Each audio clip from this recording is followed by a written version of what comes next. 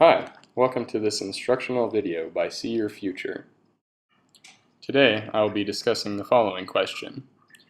How do wires transfer information between electronic devices?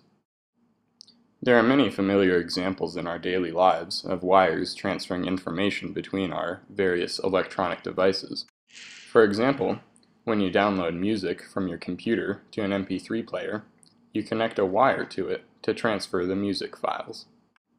Once these music files have been downloaded, perhaps you would connect some headphones to listen to your music. The music file within the MP3 player tells the headphones what sounds to make through the connecting wire. The headphones receive this signal and translate it into the music that we hear. After we're done with our music, maybe we'll want to go call somebody on the phone. The telephone operates on a similar principle, in which the receiver translates your voice into a signal that can be transferred by the wire. This signal travels through the whole length of the wire to the other telephone of the person you are talking to. We now have a basic understanding of what these wires do, but how exactly do they work? To understand how these signals are able to travel, let's zoom in on a small segment of the wire. The wire is made out of metal, typically copper or aluminum. The metal allows electrons to travel through the wire.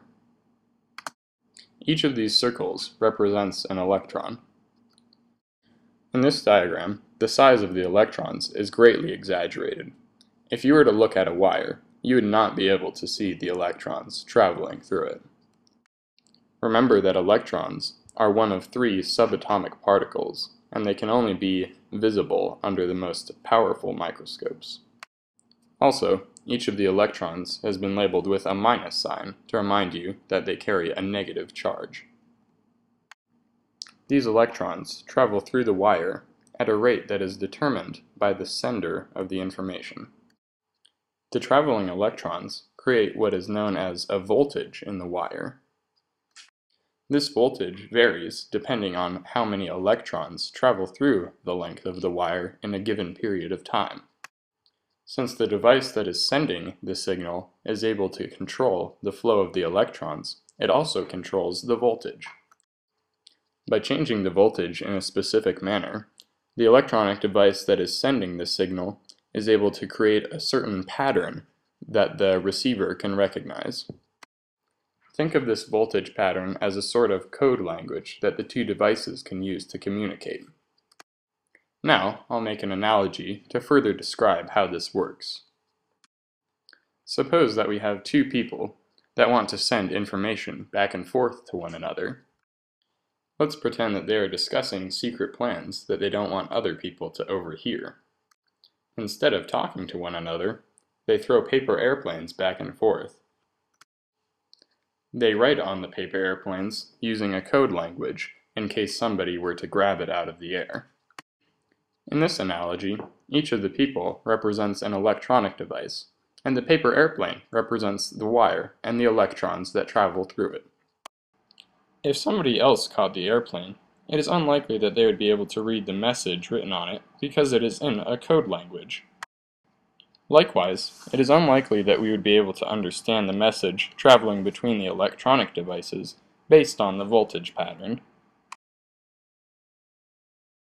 However, it is not necessary for us to understand the code language in order for the message to be sent. As long as the sender and the receiver understand the language, the message can be transmitted. In summary, a wire transfers information between electronic devices by allowing these devices to change the current of electrons that flow through it. I hope you enjoyed this video and that you found it to be helpful. If you have any questions about what was shown in the video, please type them in the comment box below. If you have a question on another topic, please send us an email at questions@syfuture.org. Also, take a look at our YouTube channel for a full list of instructional videos. You can access this channel through our website, www.syfuture.org. Thanks for watching.